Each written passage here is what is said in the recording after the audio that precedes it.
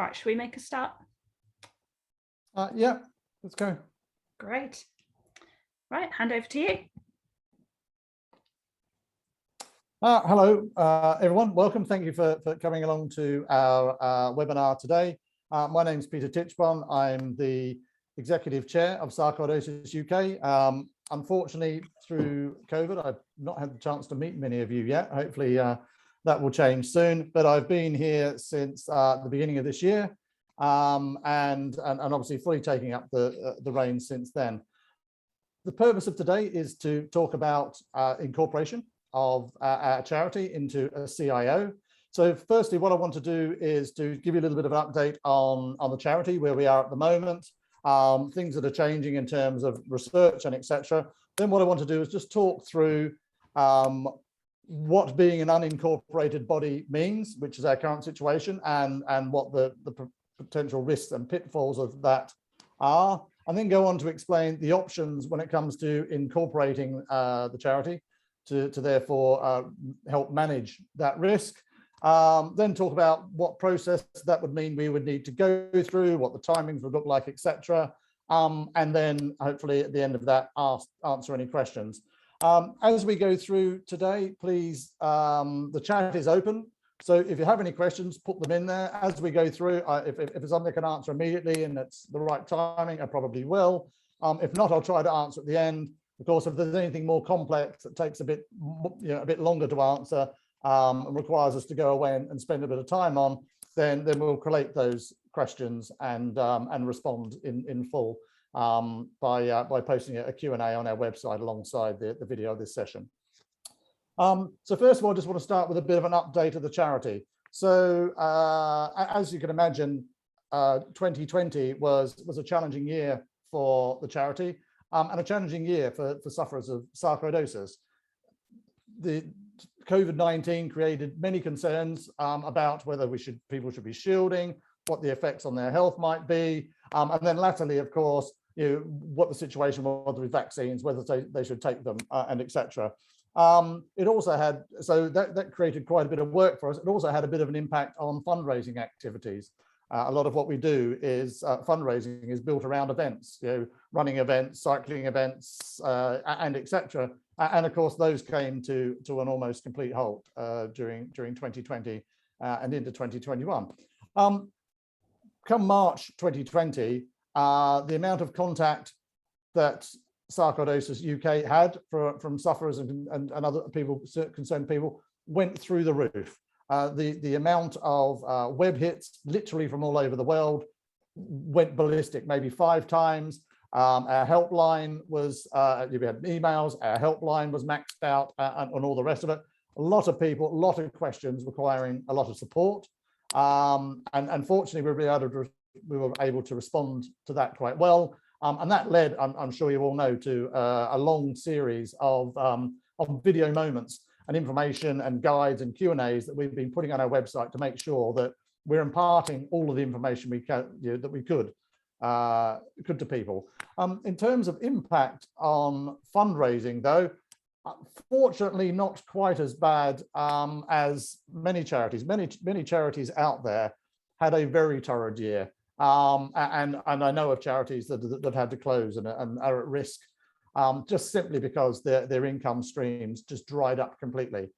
We were quite fortunate in a way, given that our charity and the work that we do was very relevant to the people who support the charity.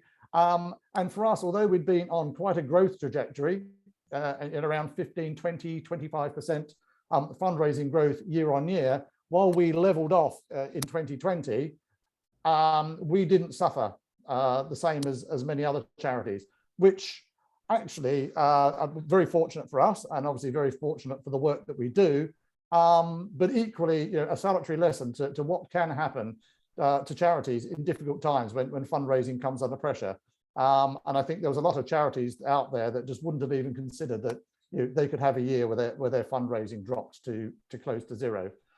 As we've gone into 2021, actually, we're back on that growth trajectory, and with increased events, increased focus, support from lots of great people out there, our supporters who really put a huge amount of effort into raising funds. we're now back on that growth trajectory. And to give you a bit of an indication, we're now looking at roughly raising about £300,000 this year, which is a not inconsiderable sum, and substantial growth year on year. And of course, as a charity grows and gets more complex, that means we have to think a bit more closely about how we manage it, and how we manage risk, which is part of the reason why we're having this conversation today. We aspire to continue growing and to continue to become a bigger, more relevant charity, to increase our support and awareness, and also investment in research. And to that end, we'll have to grow in terms of people. And even now, we're now recruiting for another team member that then allows us to move some of the tasks that other members of the team currently do that just need doing, away to another person that allows us to put much greater focus on growing the support, growing awareness, and obviously and research, but also growing the income to support those things. And we have ambitions to continue to grow the charity and continue to ramp up the work that we do. Another change, so things are changing for charities as a whole, and they're sort of changing for us. One, suddenly risk has been brought home by COVID. The other is we're getting bigger and more complex. Another thing that we need to consider is that as we grow, then our ability to invest in research becomes greater, but obviously the amount of money that we spend, and therefore the risk and impact of the kind of work that we do increases as well. And as this money grows and grows and grows, we hope to find more and more ways to invest in things that drive awareness, that help support sufferers, but also greater and greater investment in research. And a couple of things have changed in that, and that is one that a lot of our research has been both into the overall causes of sarcoidosis, which are still not really established, but also we've put quite a bit of our focus into pulmonary sarcoidosis research. I mean, for two reasons. One, it is the most prevalent condition. So by virtue of that, you would expect to, if you're investing research in proportion, you would expect to put more research there. But also that we've had a partnership with British Lung Foundation that has meant that we've been able to work with them to direct research in partnership with them, and through their research panel to call for projects and support them. So that's really why a large focus has been there.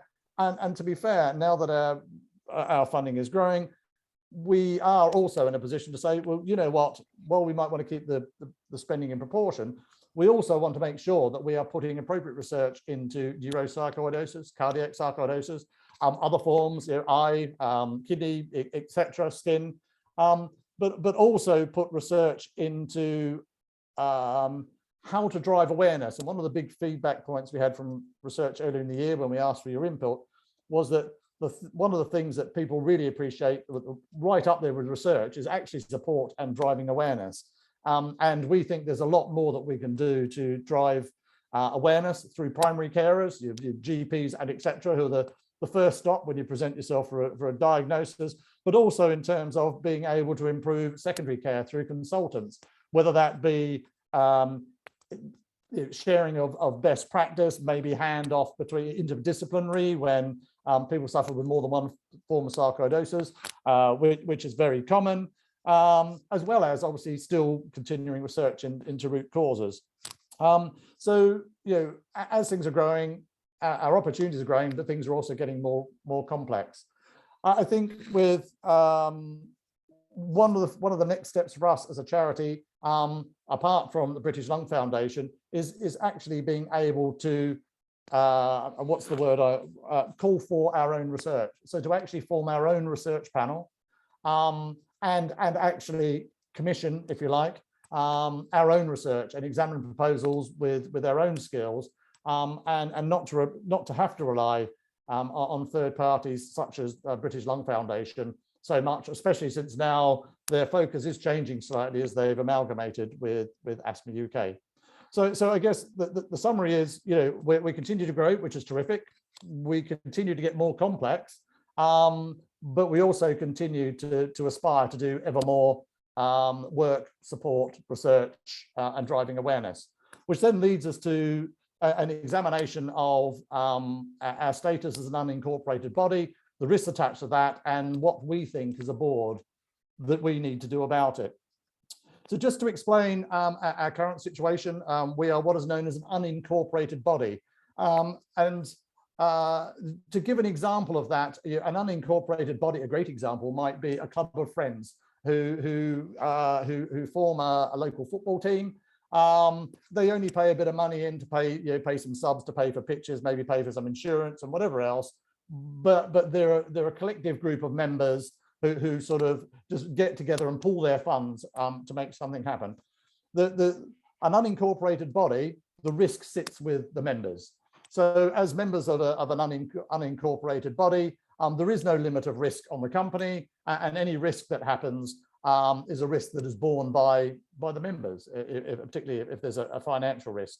So whilst it might work well for a very small charity, and of course sarcoidosis not all that many years ago was a very small charity, you reach a point where your risk profile gets to a point where actually maybe being an unincorporated body is not the best thing for the charity. And actually we believe we've reached a tipping point at which the charity really needs to be incorporated to then limit the liability to the charity and not to its members.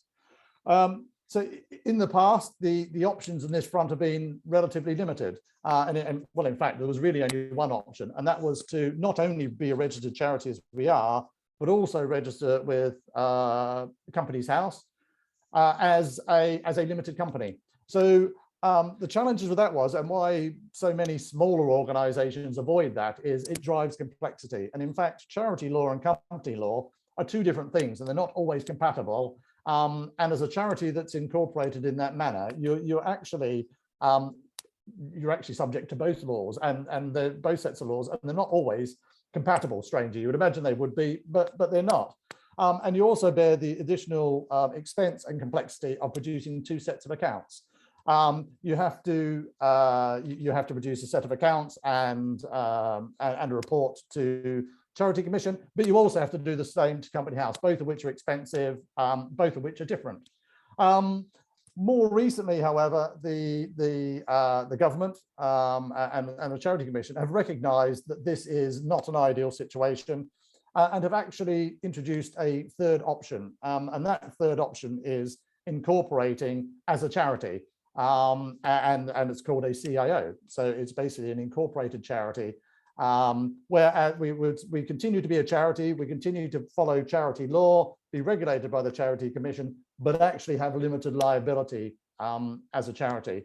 And I think that what that does for us is allows us to manage risk and manage the growth in a way that better fits the way this charity is actually run at the moment.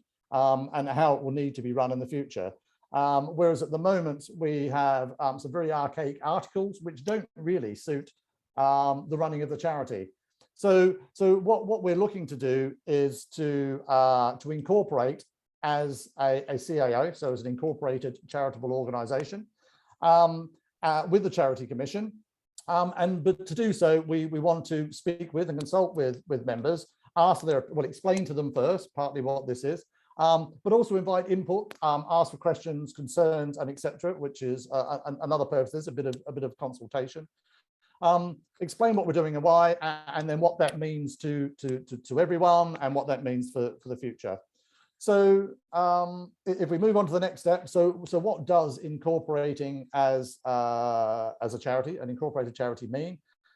Actually, it is a relatively simple process, and many charities are doing this. You can have a look online. There's some case studies on various websites of charities that have done this. It is a relatively simple exercise in some ways, but what you are actually doing is, unfortunately, you can't just say, can I just become an incorporated body?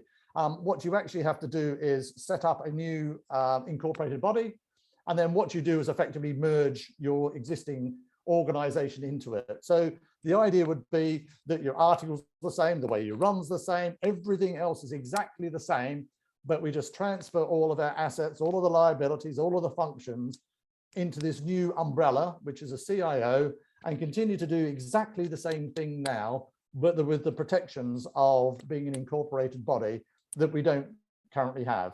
So essentially, the process that we're proposing, following consultation, is that we would hold an AGM, and we're targeting early in December, where we would make the full presentation to members and invite them to vote for our proposal. If the members do support the proposal, then the next step would be that we would set up a charitable incorporated organization called SarcoidosisUK, exactly the same name. And then what we would do is then go through a process which would take probably up to 6 months of moving assets, liabilities, funds. I mean, you have to open bank accounts in the new business name or the new charity name, because it's physically a different incorporated body. Go through all that process, and with your permission at the AGM, spend maybe 6 months transitioning all the functions over into the new incorporated body. And then at the end of that, effectively, SarcoidosisUK as an unincorporated body, as it currently is, would cease to exist, and SarcoidosisUK, the CIO, would be the successor body. Other than that, in terms of the day-to-day running of the charity, the things we do, the aims that we have, the support that we give, the money that we raise, our charitable status, etc., etc., etc., remains exactly the same. There is no intention for us to make this a different charity. It is the same charity, but it's just an incorporated version of it. So that's my sort of explanation.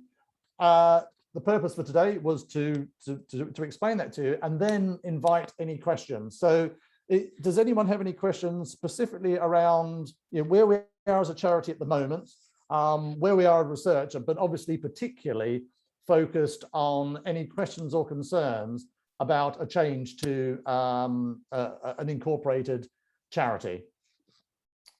So we have one question from Pat about research programs at sarcoidosis, and actually, look, we agree.